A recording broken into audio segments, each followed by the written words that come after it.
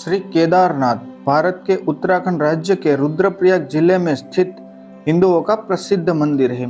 उत्तराखंड राज्य में हिमालय पर्वत की गोद में श्री केदारनाथ मंदिर 12 ज्योतिर्लिंग में सम्मिलित होने के साथ साथ उत्तराखंड के 4 धाम और पंच केदार में से एक है। यहाँ के प्रतिकूल जलवायु के कारण यह मंदिर अप्रैल से नवंबर माह के मध्य में ही दर्शन के लिए खुलता है। पत्थरों से बने तक्यूरी शैली में बने इस मंदिर के बारे में कहा जाता है कि इसका निर्माण पांडवों के पौत्र महाराजा जन्मेजय ने करवाया था। यहाँ स्थित स्वयंभू शिवलिंग अति प्राचीन है और आदि गुरु शंकराचार्य जी ने इस मंदिर का जीर्णोद्धार करवाया। So hello everyone, welcome back to my channel. तो दोस्तों, आज के इस वीडियो में हम आपको श्री केदारनाथ धाम के दर्शन करवाएंगे और केदारनाथ धाम के बारे में संपूर्ण जानकारी देने की कोशिश करेंगे, जैसे कि केदारनाथ यात्रा के दौरान कौन कौन सी जगहों पर रुकने की व्यवस्था है, खाने पीने की क्या व्यवस्था है, केदारनाथ यात्रा का बेस्ट टाइम क्या है, यात्रा का रजिस्ट्रेशन कैसे करें, कितने दिनों का टूर प्लान करें और तकरीबन कितना खर्चा आ जाएगा, इत्यादि जानकारी आज के इस वीडियो में हम आपके साथ शेयर करने वाले हैं। तो वीडियो पर अंत तक बने रहे। तो दोस्तों, केदारनाथ आने के लिए आपको सबसे पहले हरिद्वार आना होगा, अन्यथा आप डायरेक्ट ऋषिकेश भी आ सकते हैं। हरिद्वार आप सुबह पहुंचते हैं तो डायरेक्ट यात्रा स्टार्ट कर सकते हैं। अगर आप शाम के वक्त या फिर दोपहर के बाद हरिद्वार में पहुंचते हैं तो दोपहर के बाद हरिद्वार से सोनप्रयाग जाने के लिए कोई बसेस एवं अन्य कोई व्हीकल मिलना बहुत मुश्किल है। तो आपको एक नाइट हरिद्वार में ही स्टे करनी होगी। हरिद्वार में यहाँ पर कई सारी होटल्स एवं धर्मशालाएं हैं, जहाँ पर आपको 700-800 से लेके 1500-2000 तक आराम से रूम मिल जाएगा। अगर आप यात्रा बजट में कर रहे हैं तो यहाँ पर आपको 500 रुपये में डॉर्मेट्री भी मिल जाएगी। यहाँ पर सीजन के हिसाब से प्राइस रहते हैं। पीक सीजन में यहाँ पर काफ़ी हाई प्राइस रहते हैं। अगर आप ग्रुप में आते हैं तो आपको थोड़ा बहुत फ़ायदा होगा।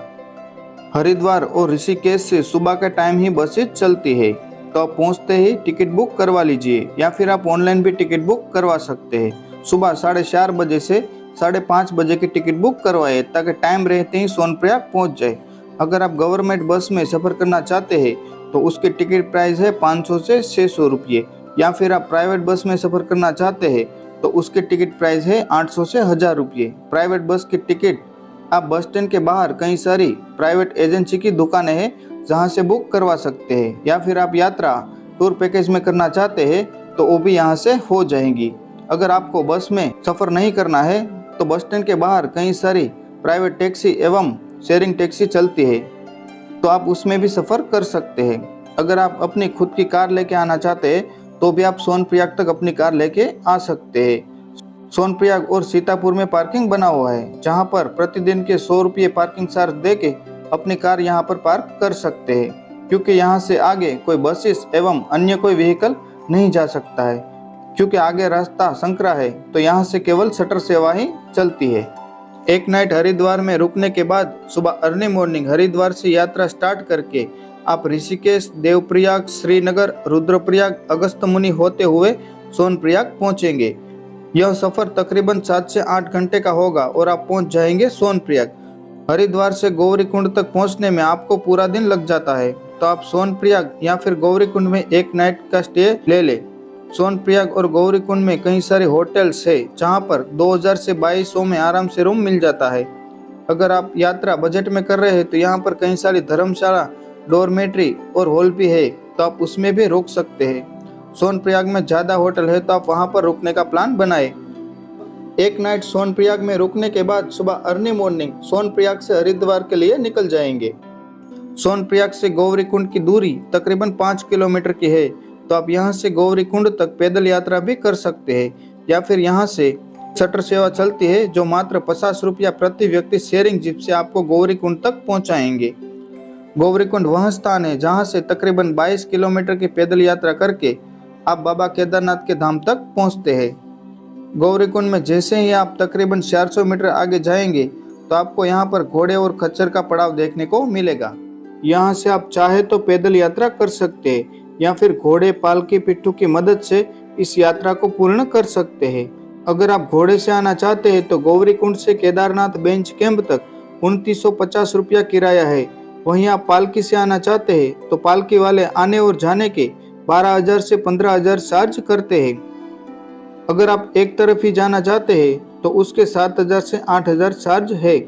वहीं अगर हम बात करें पिट्ठू की, तो पिट्ठू के प्राइस वेट के हिसाब से रहते हैं। 50 से 60 केजी के लिए 5,000 से 6,000 चार्ज करते हैं। अगर ज़्यादा वेट होगा तो चार्ज भी बढ़ेगा। तो चलिए अब बात कर लेते हैं रास्ते में खाने पीने की क्या फैसिलिटीज़ रहती है और इनका रेट क्या रहता है। तो दोस्तों पूरे रास्ते आपको खाने पीने के लिए बहुत सी दुकानें देखने को मिल जाएगी, लेकिन यहाँ पर रेट थोड़े बहुत रहते हैं। चाय आपको यहाँ पर 20 से 30 में मिलती है, पानी की बोतल 50 में, नींबू पानी 30 में, आलू का पराठा 50 से 70 में, राजमा चावल 60 में और कढ़ी चावल आप यहाँ पर 50 से 60 में खा सकते हैं। तकरीबन 20 किलोमीटर ट्रैक करके आप पहुँच जाएंगे केदारनाथ बेंच कैंप। यहाँ पर रुकने के लिए सबसे बेस्ट ऑप्शन है GMVN के टेंट, जो आपको 800 रुपये में मिल जाएगा। इसमें डिनर भी इंक्लूड रहता है। इसका बुकिंग आप ऑनलाइन ही करवाएं। GMVN टेंट के अलावा और भी यहाँ पर कई सारे टेंट एवं होटल है, तो आप उसमें भी रुक सकते हैं।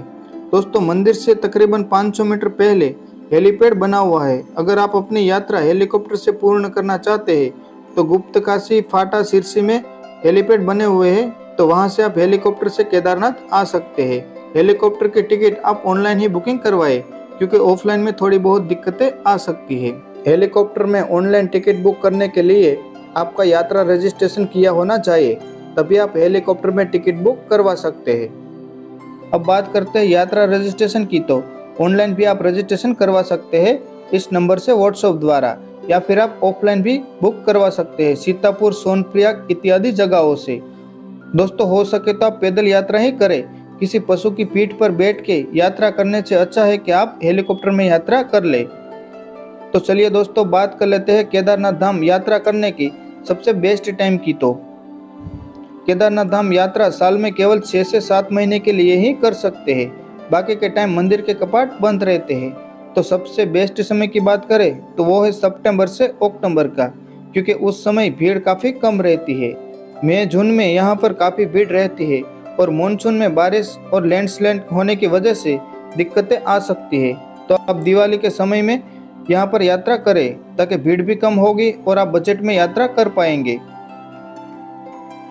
20 से 22 किलोमीटर का ट्रैक करके आप शाम के समय केदारनाथ धाम तक पहुँच जाएंगे। अगर आप शाम के समय बाबा केदारनाथ के दर्शन करना चाहते हैं तो कर सकते हैं, या फिर आप सुबह अर्ली मॉर्निंग दर्शन करने जा सकते हैं। हो सके तो आप आरती में भी सम्मिलित हो जाएगा। केदारनाथ यात्रा के दौरान कुछ जरूरी चीजें अपने साथ जरूर रखें, जैसे कि गर्म कपड़े, gloves, sweater, jacket, raincoat, umbrella, power bank, torch, medicine.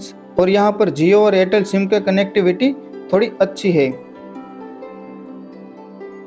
बात करें खर्चे की, तो अगर आप पैदल यात्रा करते हैं और थोड़े बहुत बजट में यात्रा कर रहे हैं, घोड़ा, पालकी, पिट्ठू या फिर हेलीकॉप्टर के मदद के बिना ही यात्रा कर रहे हैं, तो यहाँ पर प्रति व्यक्ति कम से कम 7 से 8,000 रुपये का खर्चा आ जाएगा। ये जो हमने प्राइस बताई है ये सीजन के हिसाब से होती है, इसमें कभी कम या ज़्यादा हो सकता है। अगर फिर भी हमसे कोई गलती हो गई है तो प्लीज़ यार माफ़ कर देना।